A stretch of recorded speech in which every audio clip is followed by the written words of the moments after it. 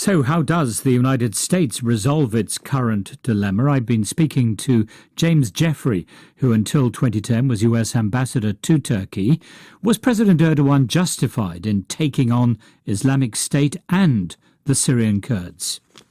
Absolutely. ISIS is a threat to Turkey and to the United States and to the region. And the Kurds in Syria, who are allied with the Turkish PKK insurgency, are certainly a threat to Turkey and are trying to seize an area that's mainly populated by Arabs just to the south of Turkey. But the United States government doesn't see it that way, does it? It's been giving military support to the Syrian Kurds in the alliance that they've formed with other groups to take on Islamic State in northern Syria. It's a bit more complicated than that.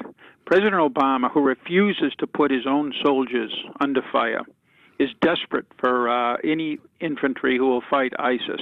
The Kurds in northern Syria have been willing to do that, but their goal is not just to fight ISIS. Just like the Turks, they have another agenda, which is to unify a northwestern Syrian Kurdish enclave with Rojava, which is the Kurdish territory in central and east Syria, by pushing through a 90-mile band of territory just to the south of Turkey, which is inhabited by Arabs. Turkey is opposed to this because they see this as a threat. So the Turks are pushing against both, and the U.S., at least officially, has said it supports Turkey.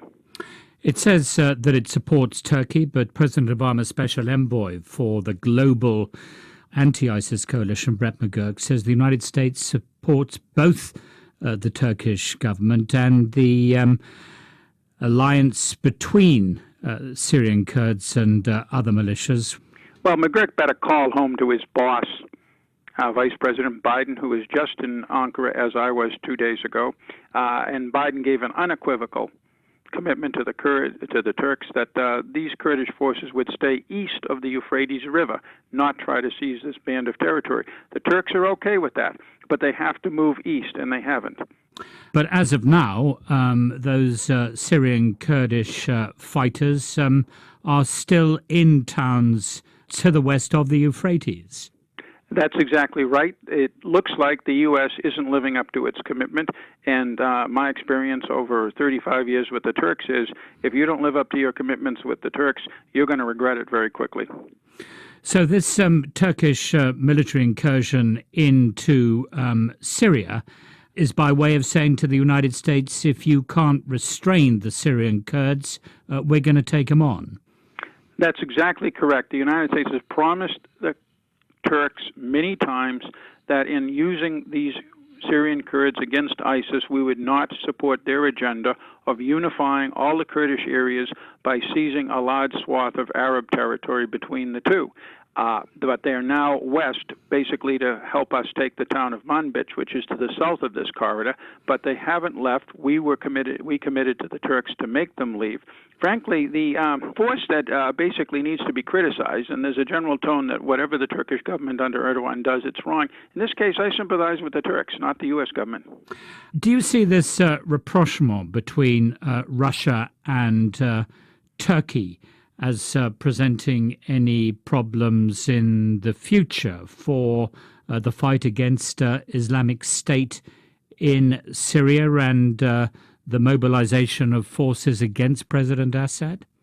It's a major complication of an already complicated situation that can be not entirely but largely attributed to the Obama administration's refusal to engage in a serious way, but also not just to pull back and let everybody else settle things out, and rather we intervene in a rather curious way, make commitments to everybody. We limit our commitment to a minimal level of no casualties military force, and the result is what you're trying to describe to your listeners, and it's very hard for anybody to understand this. So where does the United States go from here? How does it disentangle itself? First of all, it puts more forces on the ground to actually go after ISIS. It wants everybody else. Whose forces? U.S. troops. It wants everybody else to do it. We should do it. Secondly, it needs to keep the Kurds east of the Euphrates. The Kurds would not be a successful military force without massive U.S. air support, which is what they've had up to now. Secondly, it needs to make sure that the Turks understand that east of the Euphrates, the Kurds should be left alone unless they attack Turkey, which is highly unlikely. That's a deal that can be done, but we have to live up to our commitments to everybody. But that call for the deployment of U.S. troops in northern Syria, or anywhere in Syria indeed, is just not going to happen, is it? Oh, why do you say that? We're talking about 450 or 500 Turkish soldiers right now who are making a difference on the ground, just like 9 months ago, Putin's 30 airplanes. We have 5,500 troops at least in Iraq and Syria. The issue is not putting troops on the ground. The issue is actually having them fight and do something. That was James Jeffrey, a former U.S. ambassador to Turkey.